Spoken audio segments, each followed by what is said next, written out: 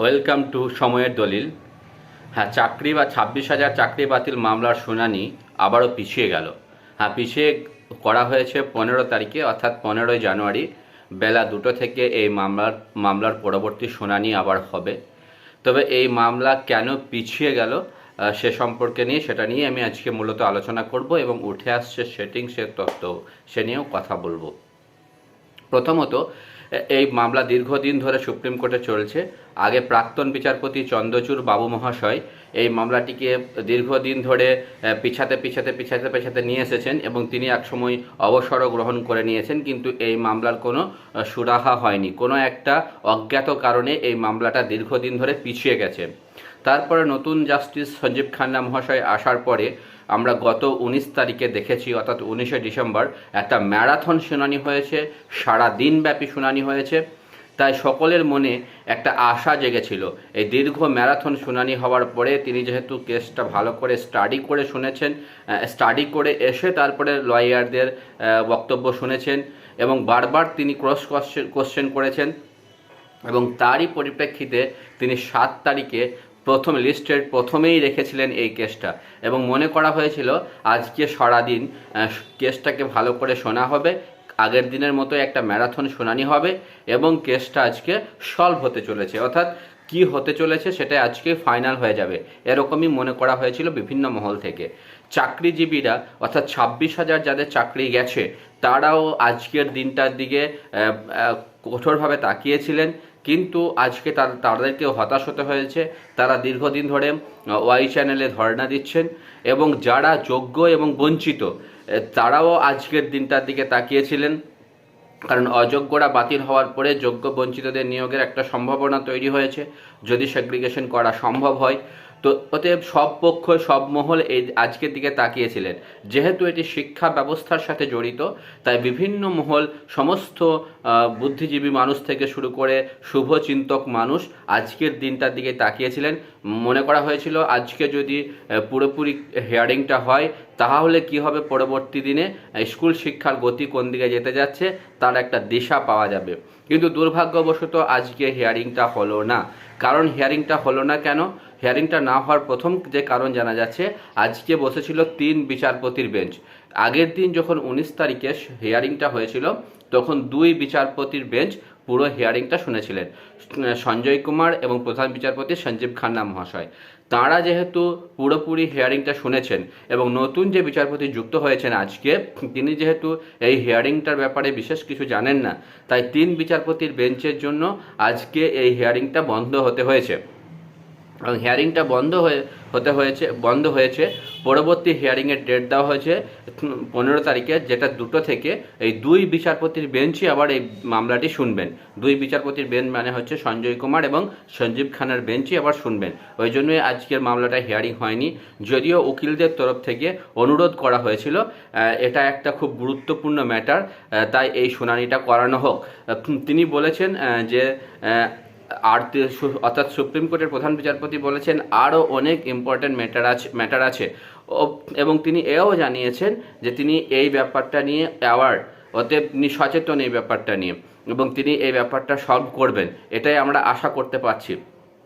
যেহেতু চন্দ্রচূড়ের সময় মানুষের মধ্যে একটা হতাশার সৃষ্টি হয়েছিল, জাস্টিস চন্দ্রচূড় যেহেতু কেসটাকে বারবার পিছিয়েছিলেন এবং এই বিচারপতি সঞ্জীব খান্না মহাশয় কেসটাকে দ্রুত লয়ে সমাধান করার চেষ্টা করেছেন এবং আগের দিন যেহেতু পুরো সারাদিনব্যাপী শুনানি হয়েছে, তাই আমরা প্রত্যেককেই আশা করেছিলাম আজকেও এরকম একটা ম্যারাথন শুনানির পরে কেসটার কি হতে চলেছে আজকে পুরোপুরি রায় না পেলেও একটা গতি বা ইন্ডিকেশন পেয়ে যাব যে অ্যাকচুয়ালি রায়টার কি হতে চলেছে। কিন্তু যেহেতু শুনানিটা হয়নি তাই প্রত্যেককে হতাশ হচ্ছেন এবং হতাশ হওয়াটাই খুব স্বাভাবিক। আমি আশা করব এই বিচারপতিও সঠিক সময়ে অর্থাৎ তিনি রিটায়ারমেন্টের আগেই এই কেসটা সমাধান করে যাবেন। অনেকেই আবার প্রশ্ন তুলছেন সেটিংস তত্ত্বর দিকে। কেউ বলতে চাইছেন চন্দ্রচূড় বাবুর মতোই কি ইনিও তারিখ পে তারিখ দিতে থাকবেন। যদিও আমি এটা নিয়ে খুব একটা বিশ্বাসী নয়, তবে অনেকেই আবার বলছেন আগের দিন শিক্ষামন্ত্রী ব্রাত্য বসু বলেছিলেন যে যারা যোগ্য তাদের জন্য তাদের চিন্তা করার কোনো দরকার নেই, এবং এই কথাটার দিকেই অনেকে আঙুল তুলছেন। হ্যাঁ, যারা যোগ্য তাদের চিন্তা করার কোনো দরকার নেই, তাহলে কি সরকার কোনো কিছু কলকাঠি নাড়ছে? এ প্রশ্নই অনেকেই আবার তুলে দিচ্ছেন, এবং অনেকে ভাবছেন যে এই কেসটার কোনো সুরাহাই হয়তো এই মুহূর্তে সম্ভব নয়, আরও অনেক দিন কেসটা চলবে। কিন্তু যেহেতু আমার মনে হয়েছে এই জাস্টিসের প্রতি এখনও বিশ্বাস আমার আছে, এবং মনে করি যে তিনি কেসটার দ্রুত সমাধান করার দিকেই এগোবেন। কারণ কেসটার যদি সমাধান না হয় তাহলে পুরো শিক্ষা ব্যবস্থাটাই একটা ধ্বংসের মুখে দাঁড়িয়ে আছে, আমাদের পশ্চিমবঙ্গের শিক্ষা ব্যবস্থা। কারণ এই কেসটার জন্য দীর্ঘদিন ধরে প্রায় 10 বছর ধরে কোনো শিক্ষক নিয়োগ হয়নি। যে সমস্ত শিক্ষক শিক্ষিকারা স্কুলে গিয়ে পড়াবেন তাদের ভাগ্য যদি একটা পেন্ডুলামের মতো দুলতে থাকে সেক্ষেত্রেও মুশকিল। আবার তারা ওয়াই চ্যানেলে ধর্নায় বসে আছেন, তারা কি আদৌ ধর্না কন্টিনিউ করতে পারবেন কি না সেও একটা প্রশ্ন দেখা দিচ্ছে।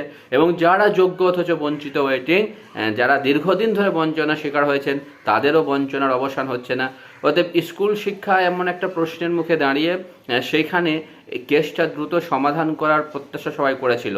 কিন্তু এই কেসটা মূলত যে জায়গাতে দাঁড়িয়ে আছে সেটা হচ্ছে সেগ্রিগেশন। আজকে যেটা নিয়ে শুনানি হতো সেটা সেগ্রিগেশন হওয়া সম্ভব হবে কিনা, অর্থাৎ সেগ্রিগেশন করা যাবে কিনা। সুপ্রিম কোর্টে আজকে যাদের রিপোর্ট জমা দেওয়ার কথা ছিল তারা হচ্ছে সিবিআইয়ের রিপোর্ট জমা করার কথা অলরেডি চিফ জাস্টিস আজকেই বলেছেন আজকেই সিবিআইকে বলেছেন যে তোমরা রিপোর্ট জমা করে দাও।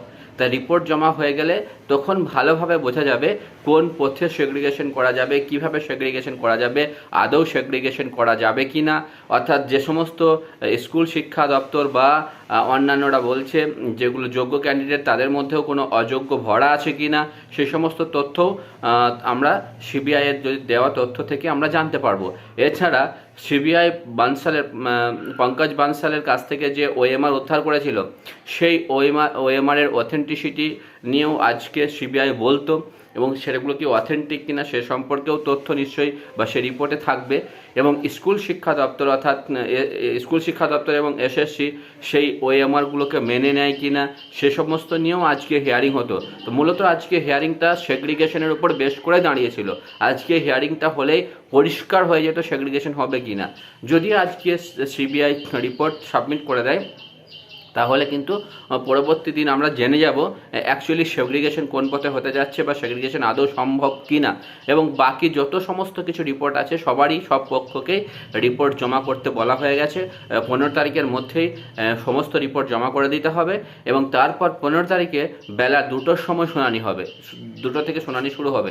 তো 2টো থেকে যদি শুনানি শুরু হয় 2টো থেকে 4টের মধ্যে কি এই শুনানিটা কমপ্লিট করা সম্ভব হবে? যেহেতু প্রচুর পক্ষ আছে এবং যেহেতু একটা দীর্ঘ একটা কন্ট্রোভার্সি কেস, যেহেতু একটা অন্যরকম কেস, তাই এটা সময় হয়তো বেশি লাগবে। আশা করা হয়েছিল আজকে যেহেতু লিস্টের প্রথমেই ছিল, যদি প্রথম থেকে শুনানিটা হতো তাহলে হয়তো আজকে সারাদিন ম্যারাথন শুনানি হলে একটা দিক দিশা যারা বঞ্চিতরাও পেয়ে যেত, দিক দিশা যারা হতাশার মধ্যে আছে তারাও পেয়ে যেত, যারা অ্যাকচুয়ালি যোগ্য অথচ ওয়াই চ্যানেলে ধর্ণা দিচ্ছেন তারাও আজকে একটা নির্দিষ্ট দিশা বুঝতে পারতেন। কিন্তু আজকে না হওয়ায় সকলেই একটু হতাশ। পরবর্তী নিশ্চয়ই শুনানি হবে কি আজকে শুনানি নিয়ে অ্যাকচুয়ালি সেটিং তত্ত্ব না কি সে সমস্ত নিয়েও আমি পরে আবার ভিডিও বানাবো এবং ডিটেলসে ব্যাখ্যা করব। সমস্তটা ভালো করে স্টাডি করার পরে আপনাদের কাছে আবার ভিডিও নিয়ে আসবো। ধন্যবাদ সকলকে।